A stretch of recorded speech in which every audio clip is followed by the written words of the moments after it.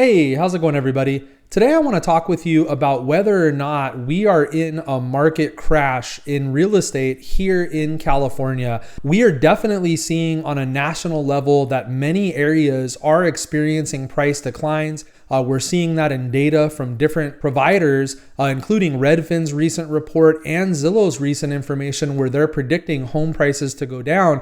And we're also seeing prices fall in several major areas in California right now, although modestly. However, in this video, I'm going to talk with you about why I believe we are experiencing what I will call a stealth real estate crash or a stealth market crash. So I'm going to share some data with you, and then I'll tell you what I think is going to need to happen to prevent this from getting worse. Let's go ahead and jump in and take a look at the data. All right, so real quick, as we get started, I just want to share these recent articles, one from Redfin and one from Zillow. Here you can see Redfin is predicting home prices are falling in 11 of the 50 most populous US metros, the most in 19 months. They're saying nationwide home prices are up 2.1% year over year, the slowest growth rate in 2 years. And they are indicating that in Oakland, there's a 3.5% decline, as well as declines in Sacramento. And as I'll show you, there are other declines going on as well. However, if we dive deeper into the data than just these surface level modest price declines that we're seeing in some of these large cities in California, we'll quickly see that there's a lot more pain going on in real estate in the California market. The next one I want to share with you is Zillow's forecast that they recently published. And this was published on April 18th, so fairly recently.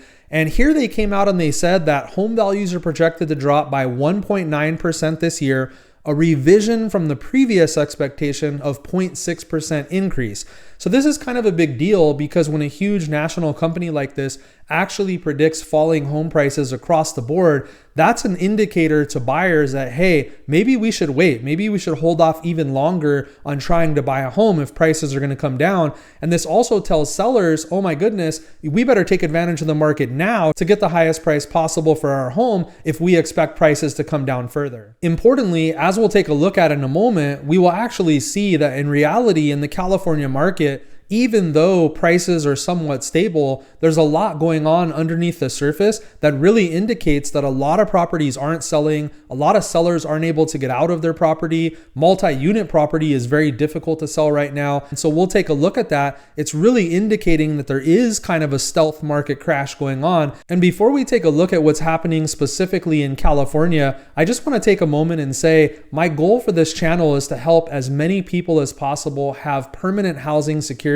as well as build wealth through leveraging real estate and other assets. So if I can help you with anything, reach out to me, let me know. Don't forget to like and subscribe. All right, let's take a look at what's happening in California specifically. So I'm going to take us through several major markets in California just to give you an idea of what's going on. So when we look at San Francisco County, obviously a major market, we do see home prices are down there 2.9%. I mean, home prices have really been falling. Obviously it's volatile, so it's hard to exactly say. But if you were to draw a line through it, it looks like it peaked here in the middle of 2022, and then it's gradually kind of been falling ever since then. I mean, the peak median home price in 2022 was $1,555,000. And now the median home price is $1,175,000. Next, if we look at Sacramento County, we see also home prices are down negative 4.1%. As you can see right here, $479,900 is the median home price, and not as bad as San Francisco, but certainly a similar peak around middle of 2022, which was at $555,000.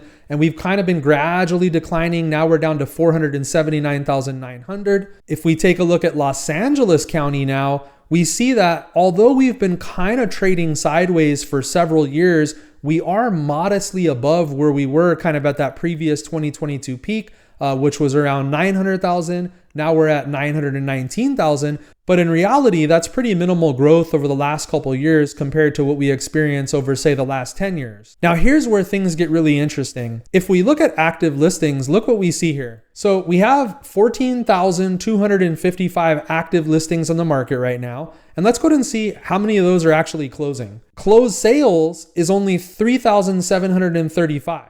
Now, if we look at month supply, look what we see here. We see month supply has really been growing. So here's that same peak that we saw in prices, which was, a 5-6 year low in inventory. And now look what's happening. Inventory levels have gone up. We're at 3.7 months supply. We're up 27.6% year over year. And what this is telling us is that we have a lot of inventory that's on the market that nobody's buying. So only certain sales are actually making it to the closing table, and the rest of them are just sitting on the market. They're getting canceled or taken off the market because nobody's buying them. If we take a look at San Diego County, look what we see here.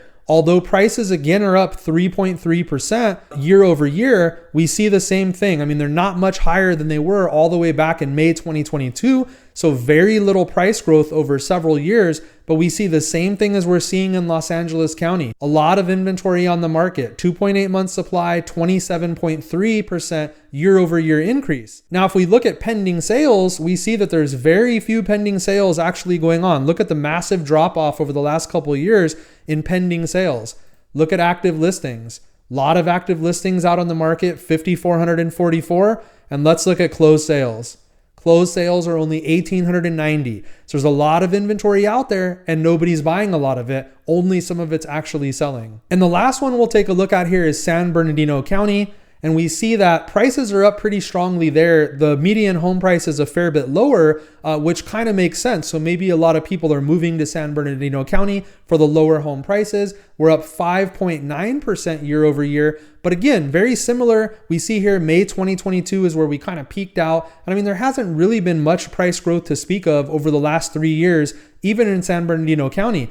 Now, if we look at month supply of inventory, same trend, a lot of growth there. We're at 4.2 months. This means a lot of inventory is just sitting on the market. Nobody's buying it, and it's tough to get a home sold in that market. Closed sales, 1,417 as well. So what this data is really showing us is that only the cream of the crop properties are actually making it to the closing table. They're the only ones that are really getting sold. And because the best properties are the ones that are getting bought and sold, it's helping to maintain prices at a relatively high level. But could you imagine what would happen if all the properties that aren't selling actually had to be priced at a level that would cause them to sell? The median home price would be substantially lower in many of these markets. Now, we've kind of been stuck in this strange space where everybody's expected interest rates to go down, including sellers, and they've been very hesitant to lower their prices because they think interest rates are going to go down and then buyers can pay more for their property.